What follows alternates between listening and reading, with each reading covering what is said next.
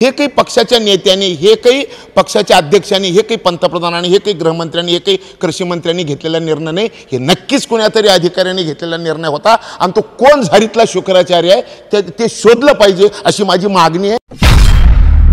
काल झालेल्या केंद्रीय कॅबिनेटच्या बैठकीमध्ये सरकारने काही महत्त्वाचे निर्णय घेतलेले आहेत आणि त्यातला एक अत्यंत महत्त्वाचा निर्णय शेतकऱ्यांसाठी आहे। केंद्र सरकारने 14 पिकांची MSP रेट जो आहे तो निश्चित केलेला आहे। या सगळ्या संदर्भात बोलण्यासाठी माझ्यासोबत राज्य कृषी मूल्य आयोगाचे अध्यक्ष पाशा पाटील आहेत। पाशाजी, स्वागत आहे साम TV मध्ये। काल सरकारने घेतलेला हा निर्णय, या निर्णयाकडे तुम्ही कसं पाहता? राज्य कृषी मूल्य आयोगाचे अध्यक्ष म्हणूनही आणि तुमची ओळख जी शेतकरी नेते आहे ते म्हणूनही, दोन्ही म्हणून तुम्ही कसं बघता याकडे? कालच्या कॅबिनेटच्या बैठकीमध्ये 14 पिकाचे जे हमीभाव केंद्र सरकारने जाहीर केलेले आहेत त्याच्याबद्दल एक सोडून सगळ्याबद्दल मला समाधान झालेलं आहे। पहिली गोष्ट अशी की बारीक कारवळ्याचा कधी कोण विचारच करत नव्हता।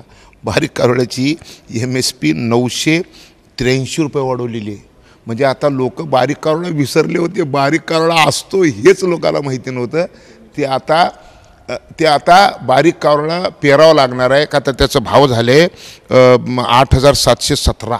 त्याच्यामुळे ही एक सगळ्यात आनंदाची गोष्ट आहे। दुसरी आनंदाची गोष्ट अशी की कापसाला न्याय मिळावा असं शेतकऱ्याच्या मनामध्ये धारणा होती, तर शेतकऱ्याचा कापसाला 500 रुपये हमी भाव वाढलेले आहे। त्याच्यानंतर गेले वर्षभर माननीय मोदी साहेबांनी मिलेट इयर म्हणून साजरं केलं, वर्षभर मिलेटवर कार्यक्रम चालले, पर हा भावच नाही तर पेरतं कोण?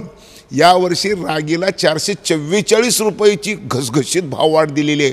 मग आता मोदी साहेब म्हणतात की जगातल्या सगळ्या राष्ट्राध्यक्षांनी पंतप्रधानांच्या टेबलवर भारताचं मिलेट दिसेल, श्री अन्न दिसेल हे जे म्हणत होते ते आता लोक खातील हो, पण पेरालाही परवडणार पाहिजे ना, त्याची सुरुवात होणार आहे म्हणायचं। बिलकुल 444 रुपये घसघशीत रागीला भाव वाढ दिल्यामुळं शेतकरी आता रागीकडे वळतील। आणि तुम्हाला आनंद सांगतो, मी सुद्धा नरेंद्र मोदी साहेबाचा कार्यकर्ता आहे। त्यांनी वर्षभर मिलेट इयर साजर केलं, परंतु मी महाराष्ट्र सरकार एकमेव सरकार आहे, माझे मुख्यमंत्री आणि उपमुख्यमंत्र्यांच्या नेतृत्वाखाली, माझे कृषी मंत्री धनंजय मुंडेच्या नेतृत्वाखाली यावर्षी आम्ही सुरू केलं आहे। भारतात हे पहिलं राज्य असेल जे मायक्रो मिलेट 5ची MSP यावर्षी आम्ही जाहीर। त्या विषयाकडे मी येतो, राज्याच्या MSP कडे मी येणारच आहे। एक पीक सोडून मी बाकीच्या सगळ्या संदर्भात खुश आहे असं तुम्ही म्हणाले।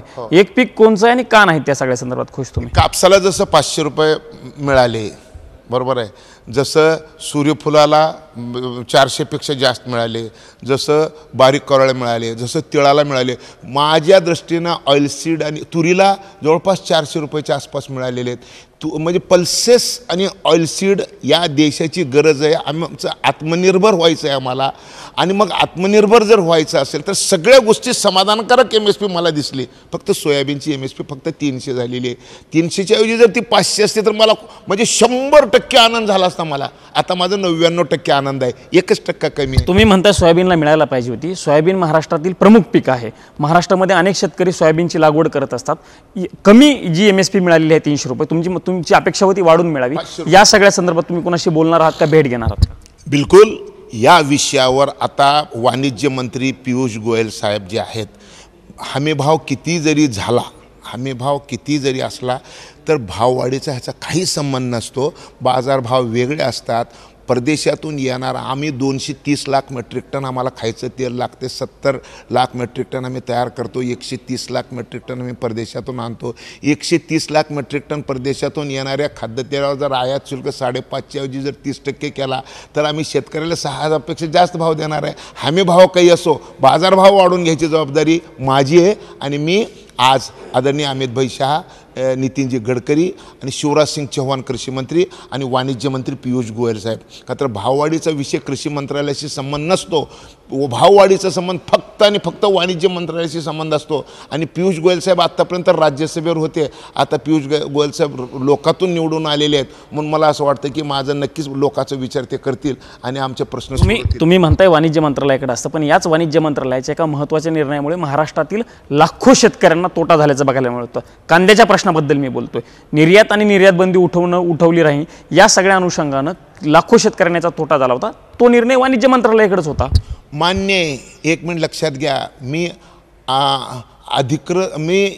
पियुष गोयल साहेबाबरोबर केलेली चर्चा खरं तर ओपन करू नये, पण मी एक गोष्ट सांगतो, पियुष गोयल साहेब खाजगीतल्या गोष्टी जाहीर करायच्या नसतात। पियुष गोयल साहेब मला खाजगीत बोलताना म्हणले की पाशाजी सही आकडेवारी नहीं आ रही, इसलिए डिसीजन में गलतियां हो रही है. पण तो ऐका ना प्लीज एक मिनिट ऐका, माझं एक मिनिट ऐका की खाजगीतली चर्चा मी जाहीर करू नये, पण मी जाहीर करलो आहे. 51 लाख मेट्रिक टनाची गरज असताना 55 lakh metric ton March April May 3 महिन्यासाठी कांदा स्टॉक असताना सुद्धा 51 लाख मेट्रिक टनाची आकडेवारी कुणीतरी दिली आणि आकडेवारी अशी आल्यामुळे चुकीचे निर्णय व्हावे लागतात.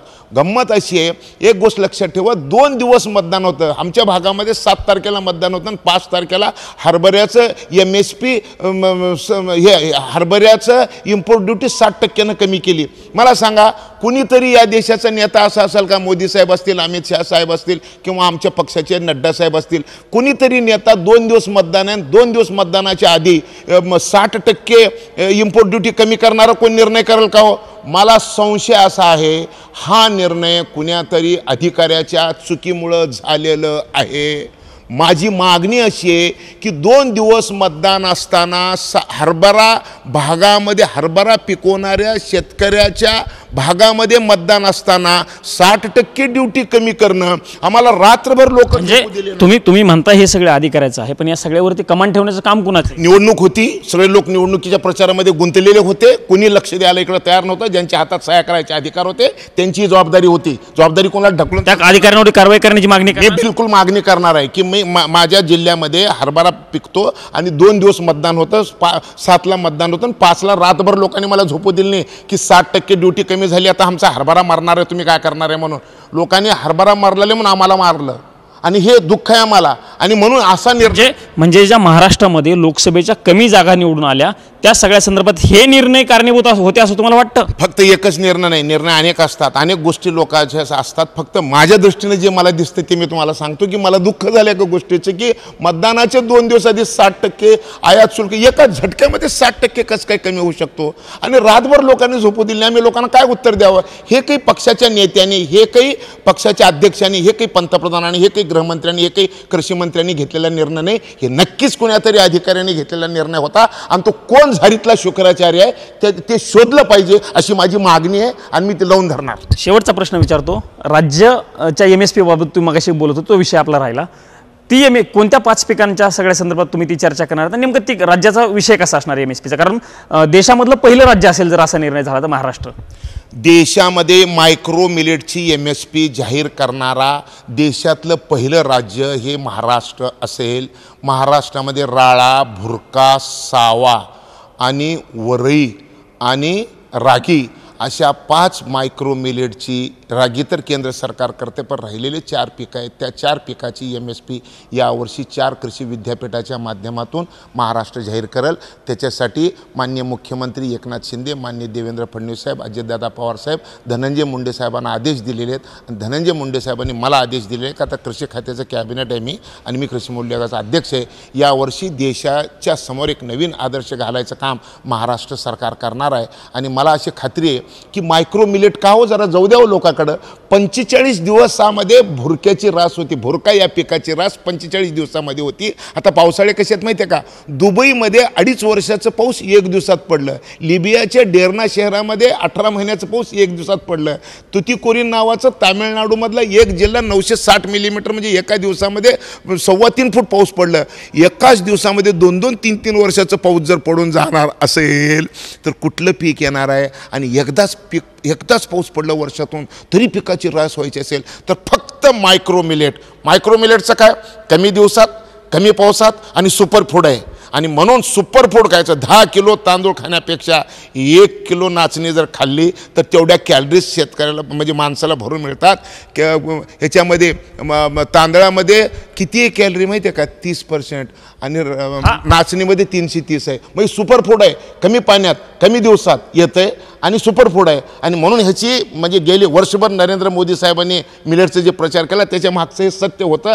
आणि नरेंद्र मोदी साहेबाचं हे मुवमेंट जागतिक पातळीवर, देशावर आणि जागतिक पातळीवर न्यायची जबाबदारी आता महाराष्ट्र राज्याच्या कृषी मूल्य आयोगाने घेतलेली आहे. मोदी साहेबाचं स्वप्न साकार करायचं काम पाशा पटेल कृषी मूल्य आयोगाच्या माध्यमातून करणार आहे. नरेंद्र मोदी साहेबाचा बांबू मी घेतलाय. नरेंद्र मोदी साहेबांनी सांगितलं बांस ये घास आहे 2017ला आणि त्यांनी बांबू प्रमोशन करा म्हणून सांगितलं. पूर्ण देशामध्ये त्यांचं एक शिष्य निघालं की 12 लाख हेक्टर मी महाराष्ट्रामध्ये बांबूची लागवड करतोय. माझ्या पंतप्रधानांनी सांगितल्यानंतर 12 लाख हेक्टरवर बांबू लागवड करण्याचं स्वप्न मुख्यमंत्र्यांच्या माध्यमातून करणारा हा कार्यकर्ता आहे. मोदी साहेबांनी सांगितलेल्या दोन्ही गोष्टी मोदी साहेबांनी सांगितलेल्या, एक बांबू जे त्यांनी घास म्हणून सांगितलं ते मी 12 लाख हेक्टरमध्ये करतो, आणि मोदी साहेबांनी जे मिलेट म्हणलं त्या मिलेटची MSP डिक्लेअर करून यावर्षी मी 2000 एकर मिलेटची पेरणी मी माझ्या जिल्ह्यात करून घेत आहे. मी बोलत नाही, मी काम करणारा कार्यकर्ता आहे. आणि मी आता दिल्लीला का आलो आहे की माझं मायक्रो मिलेटचं क्लस्टर भारत सरकारने मान्यता द्यावी त्याची फाईल घेऊन आलो. एवढ्या एकच कामासाठी मी दिल्लीत. किती दिवसांमध्ये हे राज्य सरकारमधून राज्याचा निर्णय जो आहे तो किती दिवसामध्ये पूर्ण होईल? 6 महिन्याच्या आत. निश्चित 6 महिन्यामध्ये पूर्ण होईल. 1,00,000% आता पैशाची गॅरंटी. हे कृषी मूल्य आयोगाचे अध्यक्ष पाशा पटेल होते आणि त्यांनी सांगितलेलं आहे की पुढच्या 6 महिन्यामध्ये MSP राज्य सरकारकडून देखील वेगळी जाहीर केली जाईल. महाराष्ट्र राज्य हे देशातील पहिलं राज्य असेल की जे राज्यासाठी हा निर्णय घेत आहे. सोबतच काल सरकारनं जे 14 पिकांची MSP जाहीर केली त्या सगळ्या संदर्भात जरी खुश पाशा पटेल दिसत असले तरी सोयाबीनच्या निर्णयाबाबत मात्र ते नाराज असल्याचं बघायला मिळते आणि त्याच अनुषंगानं ते केंद्रातील वरिष्ठ मंत्र्यांची देखील भेट घेणार आहेत. कॅमेरामन राजीव गौतम समी, प्रमोद जगताप, साम TV न्यूज, नवी दिल्ली. देश विदेशातील प्रत्येक घडामोडींचे लाईव्ह अपडेट मिळवण्यासाठी आता साम टीव्हीच्या सर्व सोशल मीडिया प्लॅटफॉर्मला लाईक, फॉलो आणि सबस्क्राईब करा. तसंच सर्व नोटिफिकेशनसाठी बेल आयकॉन प्रेस करायला विसरू नका.